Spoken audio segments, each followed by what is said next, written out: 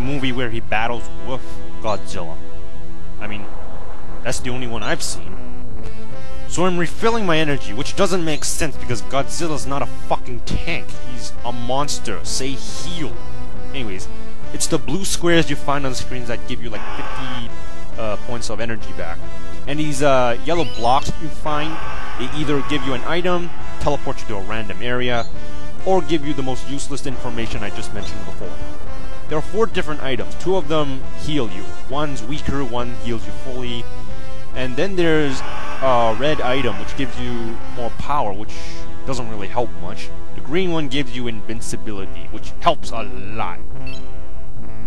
Useless information. I mean, who the fuck cares where I am? I mean, is there any Japanese people watching here? Does anyone know where I am? Well, I guess that's why they say it, but it's not important. Why interrupt me? I mean, even if it's for a few seconds, it's not as if this game isn't slow enough. Yeah, I know it looks like he's moving fast, but when you actually play it, it feels very slow. Or at least pretty much most of the time. Just beware of the water. Do not go into the water. Now you see that pink dot over there? Yeah, on every stage you have to find the monster that's the boss. The enemy's around here, be careful. Oh, shut up, bitch. I can clearly see the pink dot on my screen. The least they could have said is, you are this close to the monster. That bitch is just fucking useless. Now, here's the second mode you play in the game. That's when you find the monster itself, and it seems very decent too.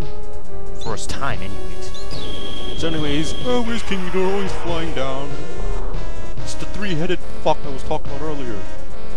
Yeah, this is like one of those, it's like a fighting game, except it really sucks. And I'll tell you why after they shut the fuck up. Yeah, just the enemies have their own rhythms and bars. Now, if you don't understand that, don't bother thinking, because it doesn't help at all. You can't predict your enemy's movement perfectly because they are so fucking cheap. Oh, and that's another thing. Guess how many moves Godzilla can do? 1. And guess what that is? A punch! Watch, as I try to go up there and punch him. Now, every time you punch him, you open a little box that lets you do a special move, and then it shows you an animation of the attack, which is cool at first, but afterwards, you realize that you have to watch it every single fucking time you use a special move. And you can't skip it. So that's why it's a big fucking problem. Yeah, about the punch, that's your only attack you can do without triggering any animations. And it's bad because you have to get up really close. And if they touch you, you fly back all the way to the moon. Ooh, that's not it. The advantage is on your enemy's side. They can perform their special moves whenever they want, and they can just simply charge at you whenever they feel like it. However, you do have one advantage against them. You can use items, which only helps slightly because they help heal you and, well, basically protect you against the monster's attack until you can actually hit the motherfuckers. Oh, watch this. You didn't see that, did you? Let's replay that in slow motion. Watch carefully.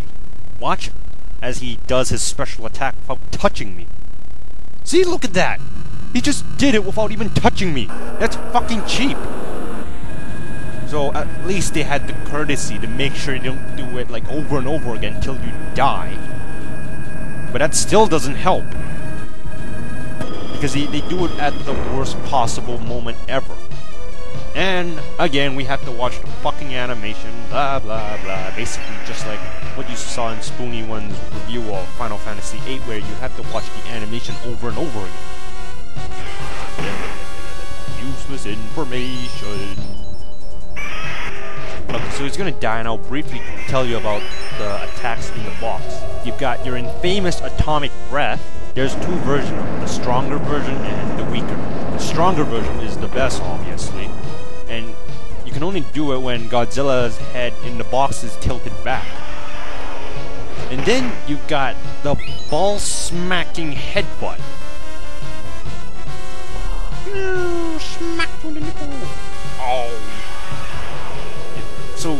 King Ghidorah has a seizure. The middle head is like, I'm gonna fuck you up. I'm gonna fuck you up. Oh, I didn't make it, did I? Yeah. And then you got your scoreboard. Is it really that important to have a scoreboard in a Godzilla game? Plus, he looks at you like a pedophilic rapist, too.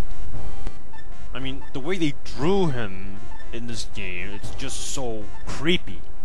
Plus, he looks like a dog, too, like the mouth part.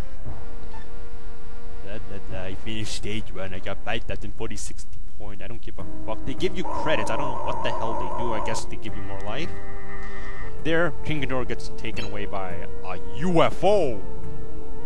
What's that? What's that UFO? Did that even make sense anyways? Anyway, it would have been so nice if they just ended the game right here with Godzilla blowing up the alien ship. Then it's the end, congratulations, fuck you. But no, Godzilla has to stand there like an ass crack and let them escape. Well, so much for we come in peace. And then this bitch says the dumbest thing ever. Are they aliens? What the hell were you expecting? The Care Bears? I don't think so. So, because of this, we have more pancakes to deal with. And let me tell you, it's not enjoyable at all. Until stage 6.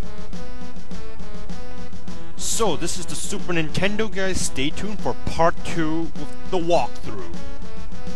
Hey, that rhymes. Okay, the final score is this. The gameplay gets 1 because it's boring, stupid, and uncreative, and far too challenging. It got 1 because of the last level. The music and sound effects, well, they got it all from the movies, so you gotta give credit for that, but some of it gets really annoying. The graphics? They're great. They're well detailed. We can tell who's who. Maybe except for the city.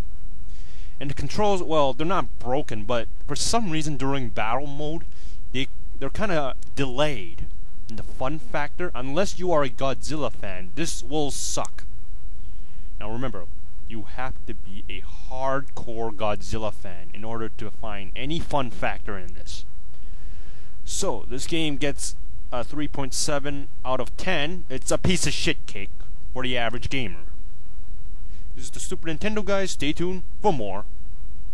You know what this game should have been called? It should have been called Super Goddamn Mama Fucking Piece of Ass Crackzilla. Because that's what it is.